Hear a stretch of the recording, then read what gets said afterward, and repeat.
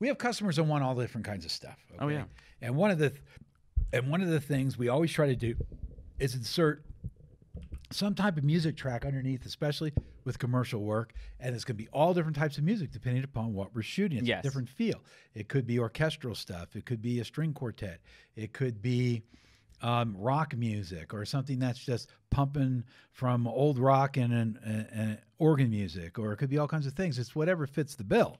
So in this case, in this shooting this weekend, we were asked, basically, we were told not to make music for this because they felt that it would do much better without music, which we said, okay, that's fine. But in our heads, we thought we better try music too, just in case it might improve it, because Yeah, you do both. it adds a balance, because I don't care how brilliant you are or how interesting you are.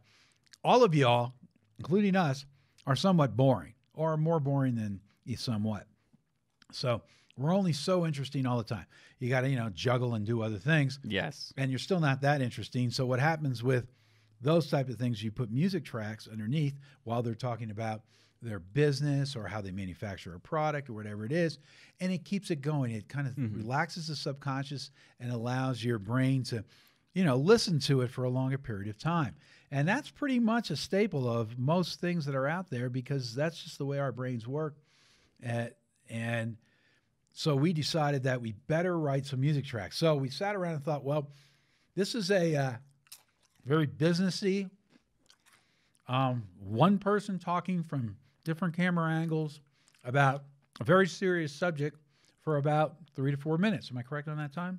Yeah, 3 minutes. 3 minutes. Okay. Yeah. About 3 minutes. Okay. So here's the thing. Okay, what kind of music do we want? So I came up with 3 different themes, but I wanted to keep it within the context of a little bit more serious music.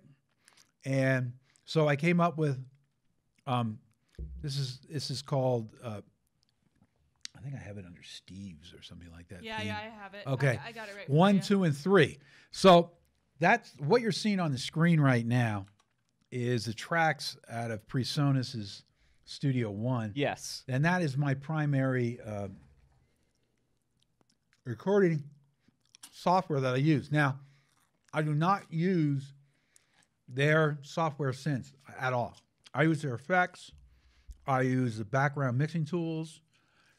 I mix down with it, but I don't use any of the software synthesizers because I personally don't like them.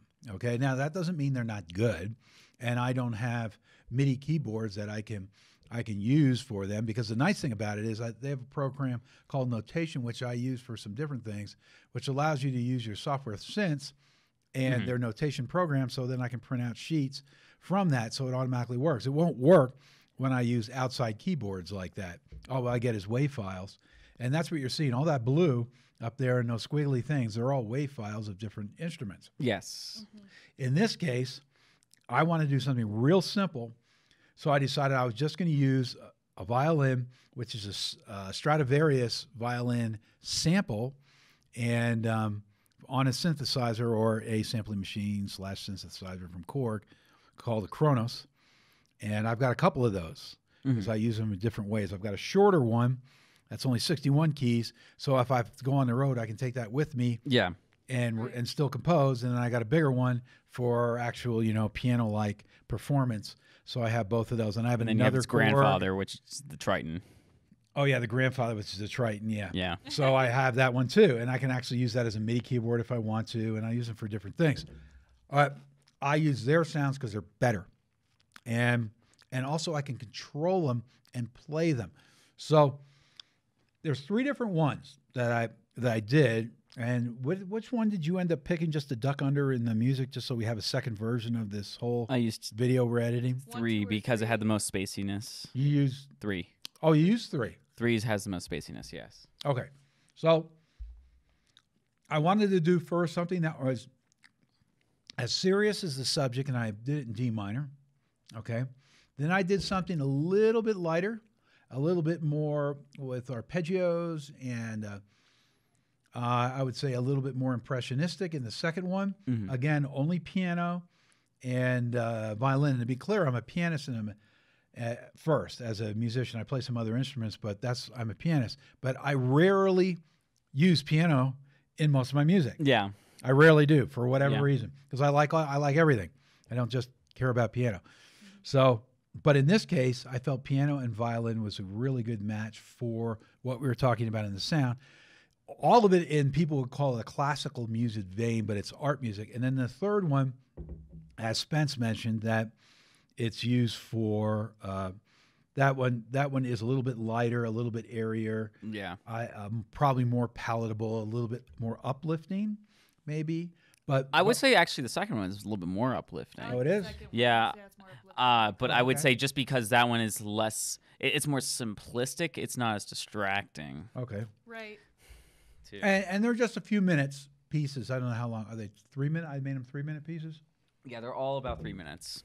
Yeah. The third one is literally 3 minutes. And the difference is when you get in the software synths, you can go in there and change the notes and move them around and all that stuff. You can't do that when you perform. But since I'm a player, the fact of the matter is it's kind of like playing drums for me too. I actually like to play the drums. Yeah. So it's not just about getting a recording of your sound and everything else, but I enjoy the act of doing it. In other words, if you were building a house and you enjoy the act of cutting the boards and getting in there and doing the physical work, Yeah. and placing them in the right place and fitting it and all the things that you have to do for that type of job, it's kind of that way when I play the keyboards. I don't care about sitting there and just plugging notes in. That's a mechanical, robotic thing that, yes, you can get results that way, but I actually enjoy the physical performance of doing it because for Yeah, you like a to number play of your years, craft. Yeah. right? A number of years, I played in clubs and played jazz and Yeah. all kinds of stuff. So I like the physicalness of being able to do it and get the results. Plus, the control is so much better. So if you play the first one, you'll be able to hear. Okay. Because you've got the Yep. sound file I for the got it first going. one. So those first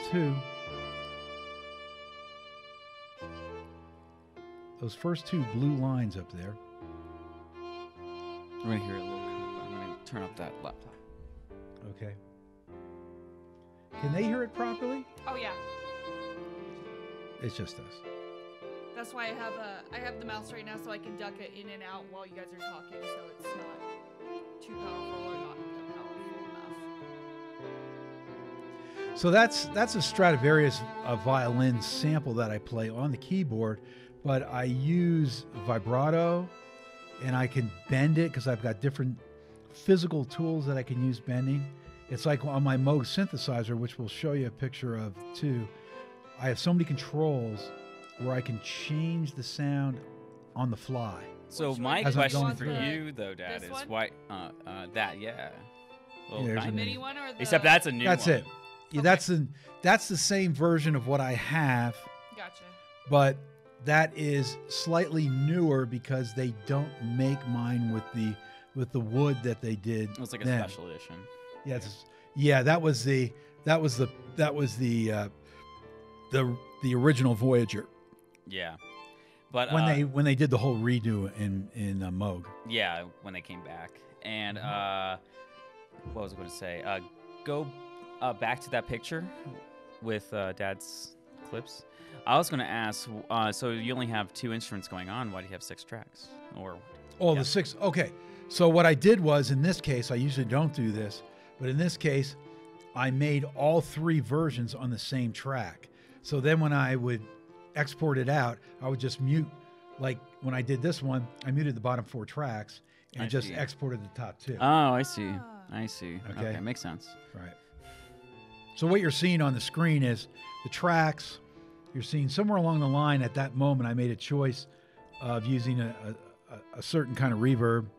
And then the right-hand side has the mixer with something that I was using to Some Help. that plug-in, I'm guessing. help on. Yeah, it's one of the plugins that I use. A plug-in's almost the exact same thing as a guitar plug-in, or pedal, as other people can imagine it from a real life Yeah. standpoint. Yeah, that's a software plugin because on Yeah. the digital side it's cleaner. Oh, I never really thought about it that way. Yeah, it's the same thing actually. That's the direct. But if you listen Correlation. to the sound quality of this, Uh, uh, this is all in digital format, so I'm not miking instruments outside of it. In other words, miking a guitar amp, miking my voice, a voice, whatever, and then bringing that into the system so you're having a change from analog to digital. It's all in the digital domain to start, and so the clarity of sound is fantastic.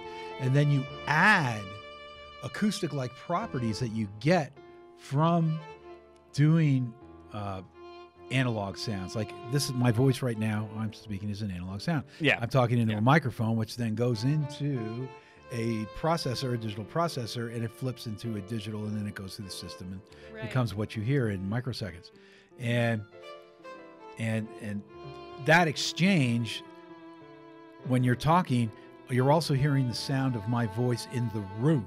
So it's not a dead sound. There's the room, whatever room we're in now. We have a very acoustically strong room here.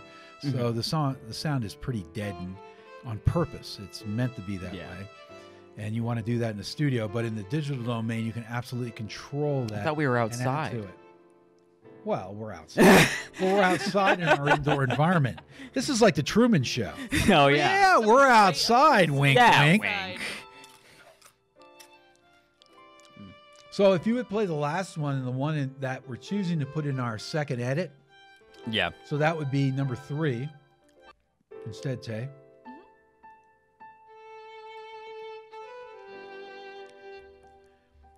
It starts off happier, definitely, I would say, than the other Yeah. two. It's very floaty. Yeah, it's very floaty. I like Yeah, and I wanted a version like this. But what I try to do is since we're making music for film and music for commercial work, is I try to make different things. And some of them are incredibly different than one another, different instrumentations, all different types of stuff. So then when in editing, when Spence or whoever's doing the editing, they can pull the music down, and then because as an editor, you're going to get a feel for what I think in my head would sound good. So by giving them different options, it makes it a hell of a lot easier to make a choice Yeah, than trying to Yeah. fit one thing into a box. absolutely. But that's also why you make it loopable and everything like that, too. So Yeah. you have choice. Oh, Yeah. Yeah. That's a thing that we kind of came up with in the past just because of experiences of just music not fitting. But again, this is a violin with a piano again. It's the same thing. I just wanted the music to be different, written different, and performed Oh, yeah. differently. And that's one thing we can do. I would say each track definitely feels dramatically different. And we've got another. We've got some new tunes that we're putting in for your neck of the woods. And if you would bring those up now, well, Yeah, you just made these two. 3. Well, no, I mean also, not two, but also As well. okay. as well. You made these as well. Okay, so this is Okay, hold on number one theme second. 11 for your neck of the woods. They don't see it yet. One moment. Let me Okay. get this all where I need it to be. Number 7 with intro? Oh, you said number 11. 11. We're doing 11, 12, and 13. Is that your panning point? That V, that zigzag that's in the middle? I don't know, but you're talking over it right now, and I don't even know if it's playing. It's playing. It's playing. Okay. I'm gonna turn it up just a little bit more. Right. So the whole idea behind your neck of the woods, there's an original theme. It's called theme 1. Okay. Sorry. Stop.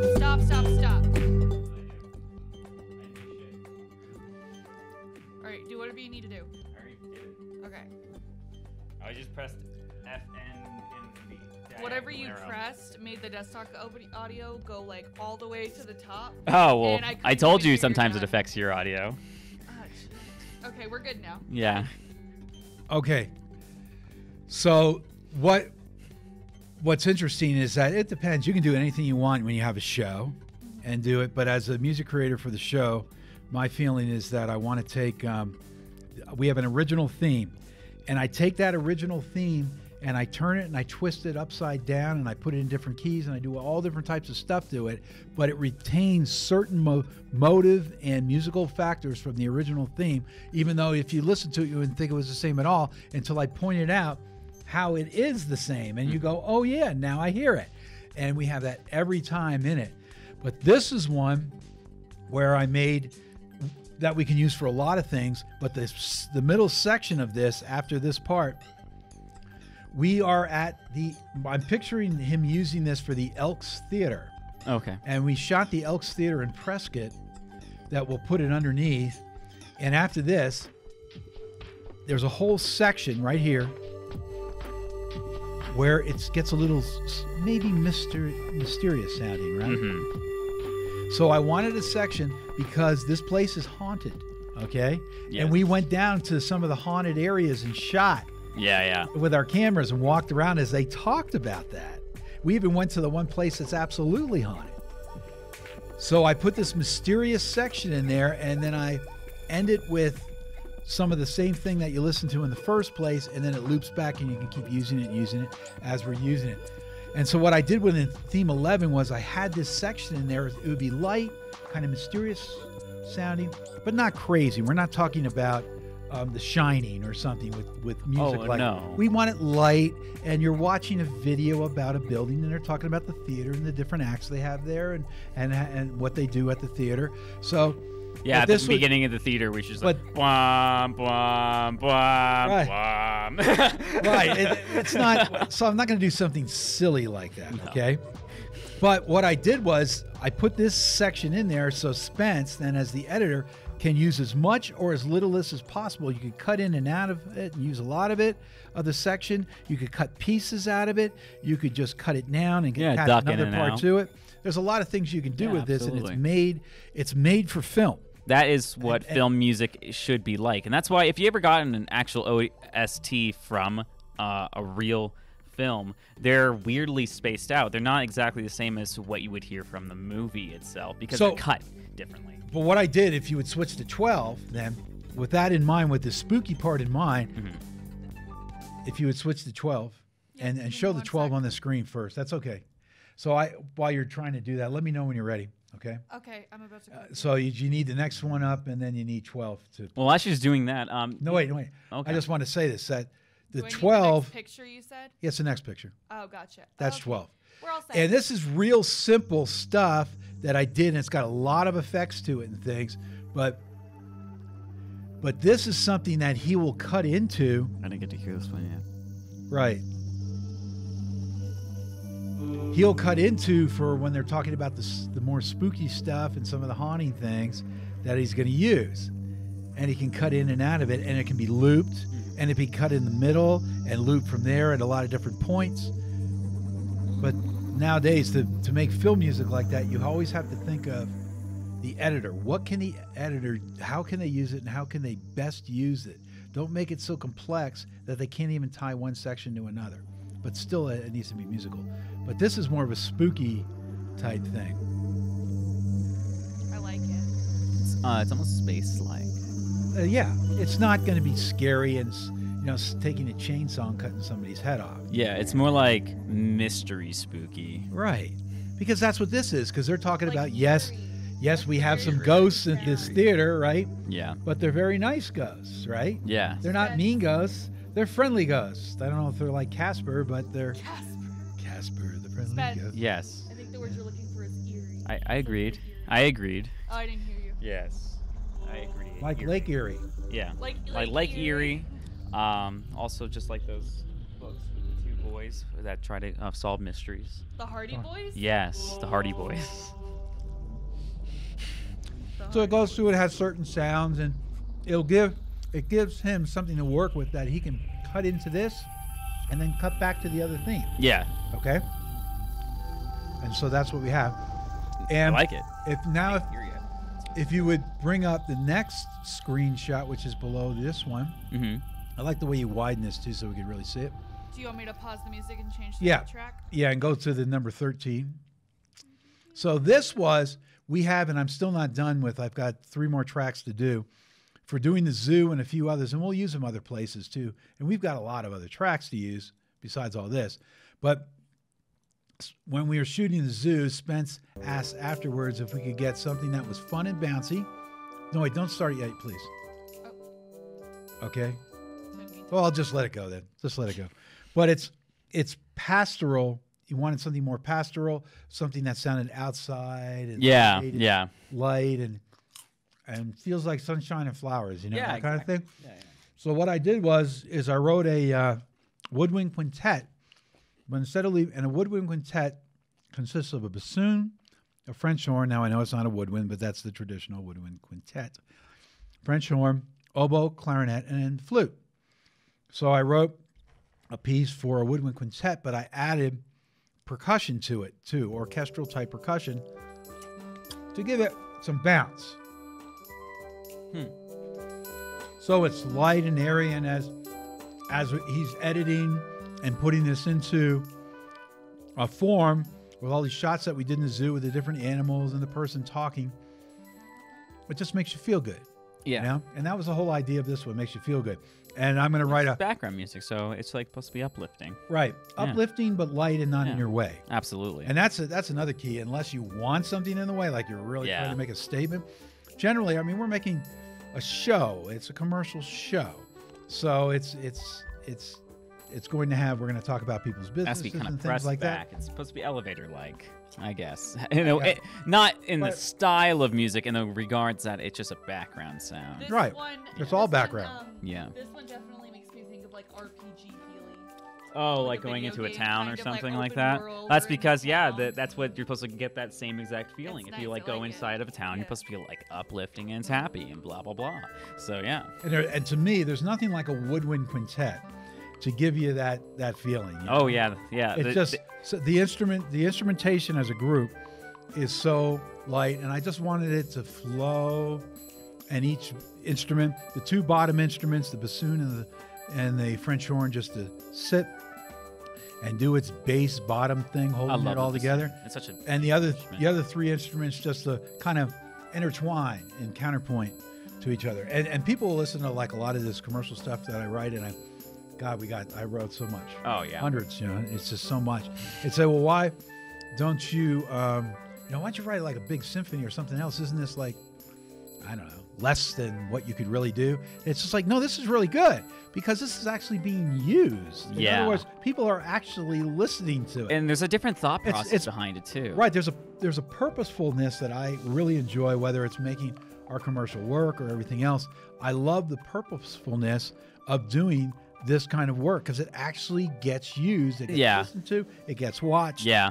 And I would say there is a skill to this too that is different than other people would think. Like, yes, it is more simplistic, but it's maybe like an easy entry. But yeah, it's still hard to master this type of work. Most of this is really actually not that simplistic.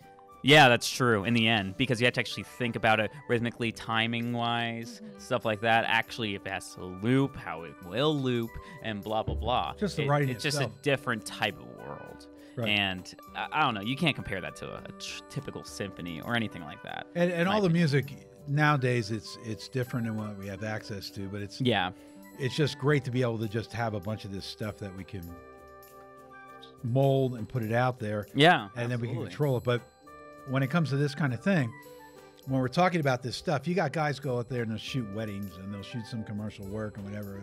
They can't do this. Seriously. Well, a lot of, yeah. Well, they can't do. They're stealing stuff off the web.